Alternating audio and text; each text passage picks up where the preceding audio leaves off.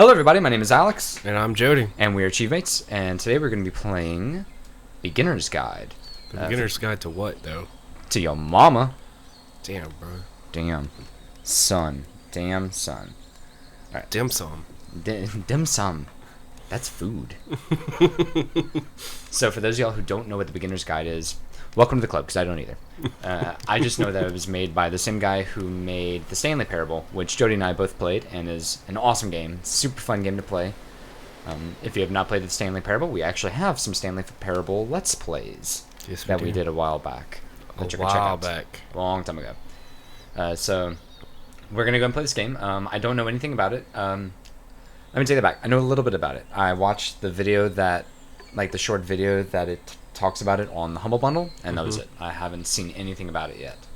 So without further ado, we're going to begin game. Begin the Beginner's Guide. Whoa, you just blew my mind. Please make sure audio is on. We got that covered, dog. Don't worry. Oh. Controls. Well, that's good. I'm glad. I never would have guessed. Hi there. Thank you very much for playing the Beginner's Guide. You're welcome. My name is Davey Reedon. I wrote the Stanley Parable, and while that game tells a pretty absurd story, today I'm going to tell you about a series of events that happened between 2008 and 2011. Okay. We're going to look at the games made by a friend of mine named Coda. Now, these games mean a lot to me. I met Coda in early 2009 at a time when I was really struggling with some personal stuff, and his work pointed me in a very powerful direction. I found it to be a good reference point for the kinds of creative works that I wanted to make. So just to start you off, this is, I think, the first game he ever made. Oh. It's a level for Counter-Strike. You can walk around here, by the way. Oh, and, thanks. Mostly it's just Coda learning the basics of building a 3D environment. But what I like is that even though he starts from the simple aesthetic of a desert town, he then scatters these colorful abstract blobs and impossible floating crates around the level. And of course, it destroys the illusion that this actually is a desert town, and instead this level becomes a kind of calling card from its creator. It's like a reminder that this video game was constructed by a real person. And it kind of makes you wonder, what was going through his head as he was building this? This is what I like about all of Coda's games. I mean, not that they're all fascinating as games, but that they are all going to give us access to their creator. I want us to see past the games themselves. I want to get to know who this human being really is. And that's exactly what we're going to do here. So, it's 2008, Coda starts making these games, and he never releases any of them. Why is there he doesn't put them onto the internet, he just makes them and then immediately abandons them, and they sit on his computer forever. And I think he really understood this image of himself as a recluse. At one point, he jokingly renamed his computer's recycling bin to Important Games Folder. So, you know, this was just how he worked. He tended to crank them out one after the other without even really pausing to try to understand what he had just made. Until suddenly one day, he just stopped. In 2011, that was it. He made his last game, and then he hasn't made another one since. And that's why I've taken this opportunity to gather all of his work together, is because I find his games powerful and interesting, and I'd like this collection to reach him, to maybe encourage him to start creating again. And if the people like you who play this also happen to find his work interesting, then I'm sure it'll just send that much stronger of a message of encouragement to Coda. So thanks for joining me on this. If you have a particular interpretation that I haven't mentioned here, or if you just need to get in touch, you can email me at daveywreden@gmail.com. Okay, that's about it for introduction. Let's take a look at Coda's first proper game. But I have so many questions. As each game is loading, I'll show you the date that it was completed. This first one was made in November 2008. This dude talks a lot. He does. I wonder if he's going to be talking throughout the whole thing. Whoa, this room, like, really, like, it's messing with me. Holy crap. Okay. So... Because I had so many jokes, but I didn't want to interrupt him. Huh? What? What the hell? What? This game is called Escape from Whisper. Oh, and thanks. It's I was one of the wondering. more generic games you'll see from Coda.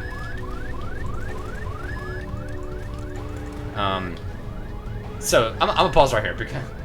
All right, I'm gonna pause right here for a second. So I have lots of questions and none of them have been answered yet.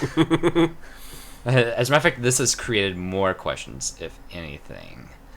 So, all right, continue. All right. So it seems like Doom-ish. Go left. You gotta go left. Yeah. Oh, this is the wrong answer, Jody. Am I out of ammo? I just started the game. How am I out of ammo? This is a bunch of bullcrap. If I run into enemies, I'm screwed.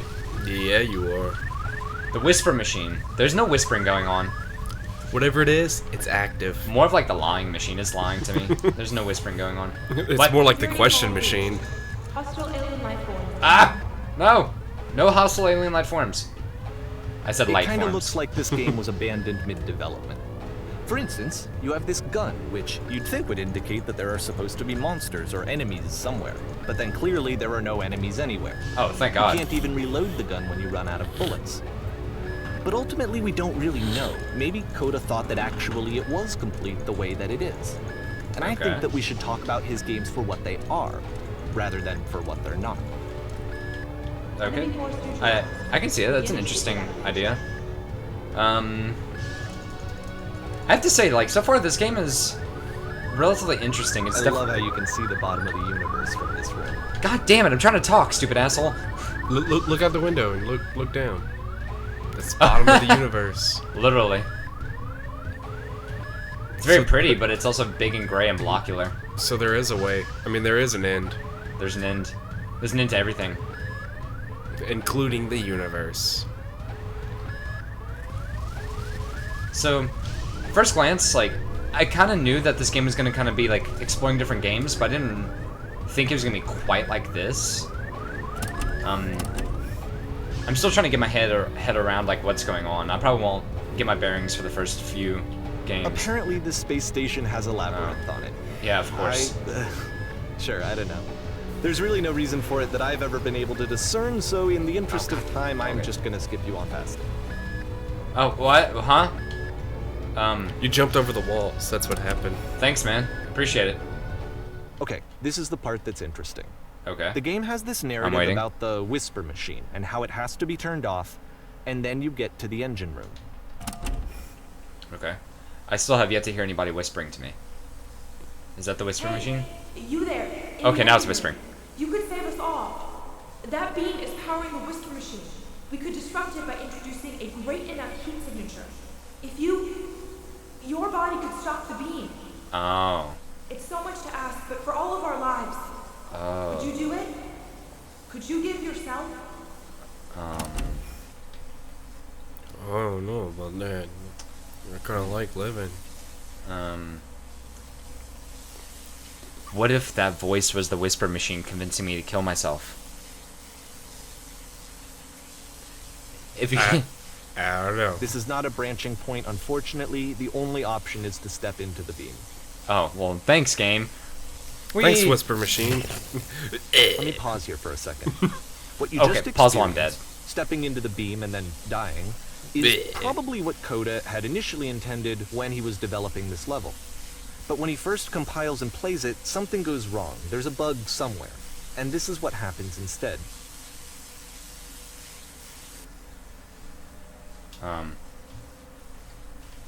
Okay.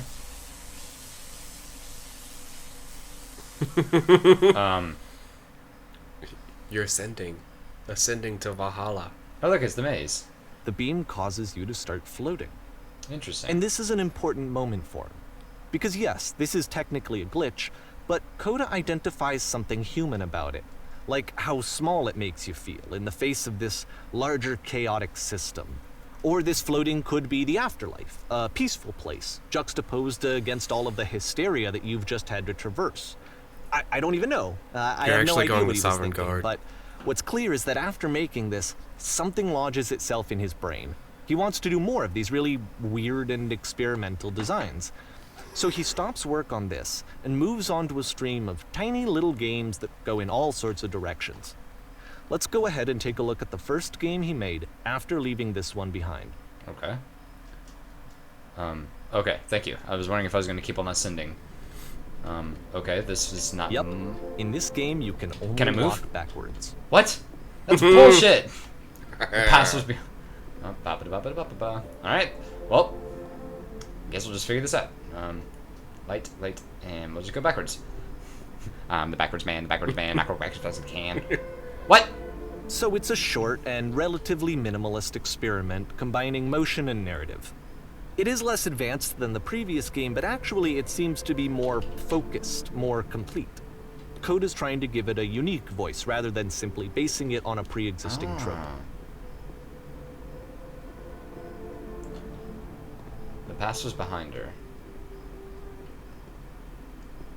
Okay, I'm interested in this now. Okay, so the past was behind her, but the future cannot be seen. Why does the future keep changing? So now we can go this way.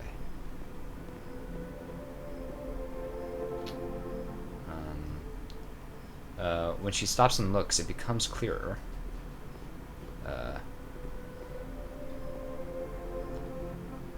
But if the future is always behind her, how will she find the strength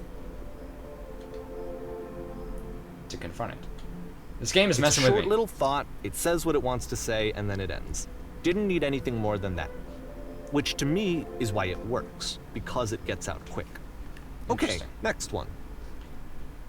Well, okay, I'm gonna pause it again quick. So, what I'm understanding is that this game will probably not allow me to do much commentary. Yeah. I think that will be okay, if the game is interesting enough. It seems to be interesting so far. Jody, what are your thoughts so far? Yeah. Bae? Yeah. Your brain hurt? No, there's really nothing to say. I mean, he's basically doing commentary for us. I know. This is the easiest Let's Play ever. Alright, so, it's a lot like Stanley Parable, like, where he just talked the whole time and we really couldn't do anything. yeah. So, the, commentary is very interesting. So, Jody and I will try to have input where we can. But it's looking at the moment that it's not going to be often, so let's continue. Okay, so I'm playing Slender the Arrival. I can just walk. You are now entering the danger zone. It's more like the Slender Zone. Haha. Hello? And that's it. Okay, the meaning of this game won't be clear just yet. Please be patient with me for a few more games, and I promise you'll see what makes it interesting. I wonder how many games there are. Oftentimes, Coda would put bizarre titles like this one at the start of his games. What? This seems cool. I wish I'd known him at the time that he was making these early games. He would really only talk to me about his work as he was making it. Once he stopped work on a game, like, that was it. It was dead to him. And I don't agree with that at all, but what are you gonna do? I like this one. Once you've been slowed to an absolute crawl, the door at the top of the stairs opens. So why, if Coda's not showing these games to anyone, why bother opening the door at all? Well, to show you, I'm modifying the game here so that when you press enter, it'll bring you back up to full speed so you can enter the door for yourself. But what if I like moving really slow? Like, what if I like just wasting my life? I wonder if he's gonna say anything about me, like, moving super slow. Come on, really, dude? Really? Yeah, man. You're gonna be like that? I'm pressing enter. Okay, there we go. Hello? Stand on X, staring at bear for 3 hours. Plays a loud bodiless sound. A room that's warm and nice and filled with little ideas for games.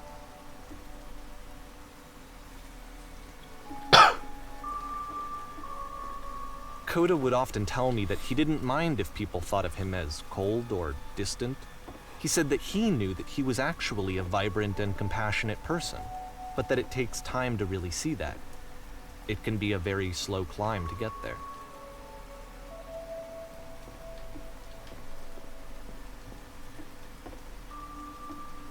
I actually kind of understand this one. Yeah. It's interesting. Ready, set, fish. Oh lord, I hate fishing in real life. Why the fuck would I want to fish in a video game? Can I just say that I don't understand, like, fishing games? Except for fishing on Skyward Sword on the Wii. That was enjoyable. Fishing in any Zelda game is enjoyable. Can we just agree that Zelda games are enjoyable? Yes. Like, is that what we're getting at? Yes. Well, this is new for Coda. It's an actual puzzle. Oh, Go ahead and see if you can solve it. Okay. Nope. Puzzle Darn. solved. Darn. Interesting.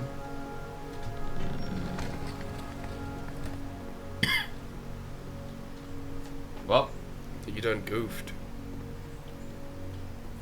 I'm stuck in here forever. What? Don't forget that solution, because we're going to see this puzzle again soon. We're gonna see it a lot. Okay. Whee! Splat.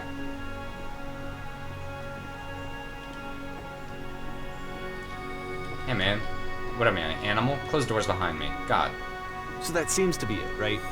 You walk down a corridor, you solve a puzzle, you get to the end. Simple enough. Alright, now I'm going to modify the game again, so that when you press enter, it'll remove all of the walls from this room. That sounds dangerous. Then the roof would fall. That's terrible. Okay. Whoa! What? You didn't remove all the walls. You're lying to me.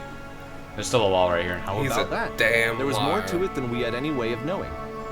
I actually find it funny that this game comes after the Stairs game, since they essentially convey the opposite idea. So, in the Stairs game, a dull exterior concealed a rich interior. And then, in this level, a dull interior hides this fantastic outer world. Either way, I think that the point is the same, is that most of the time you don't get to know what you're missing, or even that you're missing anything. That's not your role as a player. So if your role here is not to understand, then what is it? This is curious. Oh god, not again. Your role is obviously nothing. You are now exiting. Aha. So, this, Interesting. combined with the entering game from earlier, tells us that Coda believes his games are connected somehow. It could even be that the Stairs game and the puzzle game are literally connected in between this and the entering game. There's a bigger picture that all of his games are meant to play a role in, some larger meaning that we won't be able to grasp until we've seen all of them. And once we have, we can step back and start to understand what exactly that bigger picture is.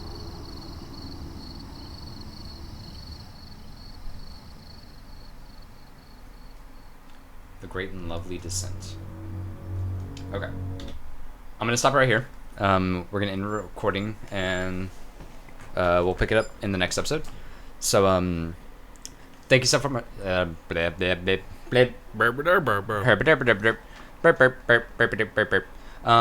you so much for watching. Please let us know what you think of this video. This is a very different series than what we usually play. We usually play either horror or comedy-based series, but this one seems to have a more serious tone. And it doesn't really leave much room for commentaries. It's doing a lot of the work for us. So I'm very sorry that we're not able to actually do much. But I'm finding this game really interesting. I'm interested to see what's going to happen. But thanks so much for watching. If you like this video, wait until the outro to see the other stuff that we have. And thank you so much. And go out there and play some video games, you nerds.